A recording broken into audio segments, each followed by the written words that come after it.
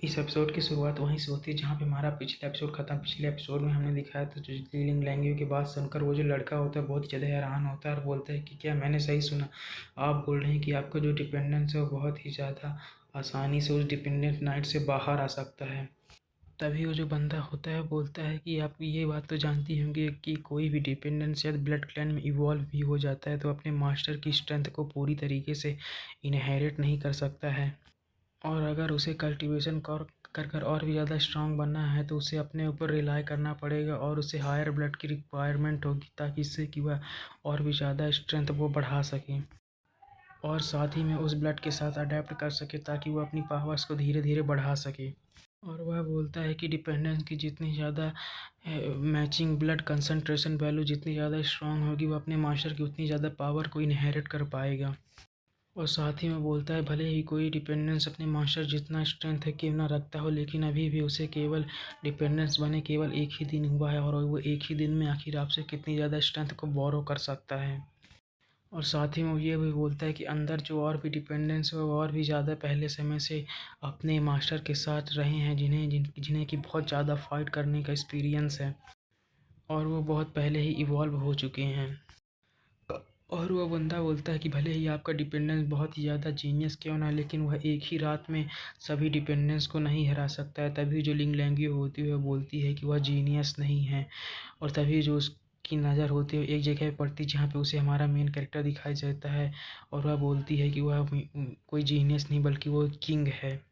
और इस बात को सुनकर तो लड़का भी बहुत ज़्यादा हैरान हो जाता है और बोलता है किंग। तभी जो लिंग लैंग्वेज होती है बोलती है कि नहीं नहीं, बस मैं मजाक कर रही थी। तभी जो लिंगलैंगी होती है वह बोलती है कि जो Lord of the seven kingdoms है वो केवल एक एग्जिस्टेंस है जिसके बारे में हम कभी सोच भी नहीं सकते हैं।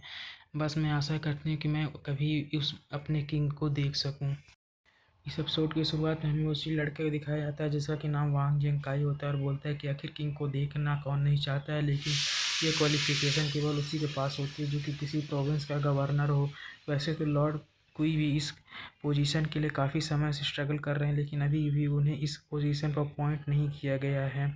और वह बोलता है कि मिस लीडिंग लैंग्वेज, अगर आप मुझसे शादी कर लेती हैं तो मैं इस पोजीशन को बहुत ज़्यादा आसानी से प्राप्त कर सकूंगा।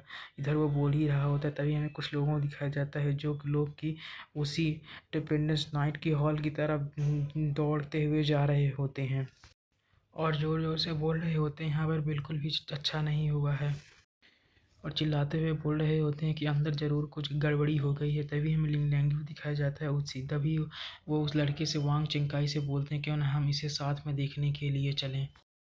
तभी जो लिंग लैंग्वेज होती हैं बोलती कि मुझे ऐसा लग रहा है कि मेरा जो डिपेंडेंस हुआ इस बार मुसीबत में लग रहा है।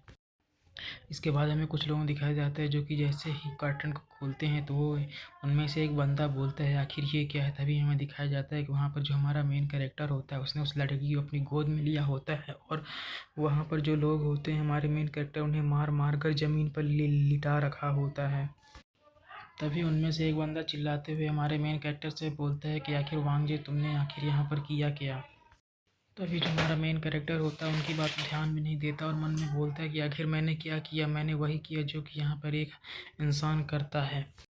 इसके बाद जो हमारा मेन कैरेक्टर होता है वो मन में सोचता है कि ये सभी ह्यूमंस के ट्रेडर थे और ये मरने के ही लायक है। इसके बाद हमें पास का सीन दिखाया जाता है कि हमारे मेन कैरेक्टर ने उन्हें कैसे मारा था। हमारा मेन कैरेक्टर यहाँ पे सभी फिर से अपने कंट्रोल से बाहर चला जाता है और सबको मारने पीटने लगता है। इसके बाद जो हमारा मेन कैरेक्टर होता है सभी को यहाँ पर मारने पीटने के बाद अब फिर से अपने होश में आ जाता है और वह अपनी आस पास की जगह को देखते हुए बोलता है कि आखिर यहाँ पर हुआ क्या। इसके बाद जो हमारा मेन कैरेक्टर होता है अपना सर पकड़ते हुए बोलता है ये फिर से मेरे साथ लास्ट टाइम की तरह ही हुआ है। उसके बाद जो हमारा मेन कैरेक्टर होता है वो बोलता है कि मेरी जो दिमाग है वो माइंड है वो बहुत ही ज़्यादा कंफ्यूज है। ये पहली बार की तरह ही जब मैं फ़िश को पकड़ रहा था और यह बहुत ही ज़्यादा स्ट्रेंज था। और साथ में उसे ये भी याद आता है कि उसके जो कंधे पर जो टीथ का मार्क था वो पहले से ही बहुत ज़्यादा धुंधला दिखाई दे रहा था।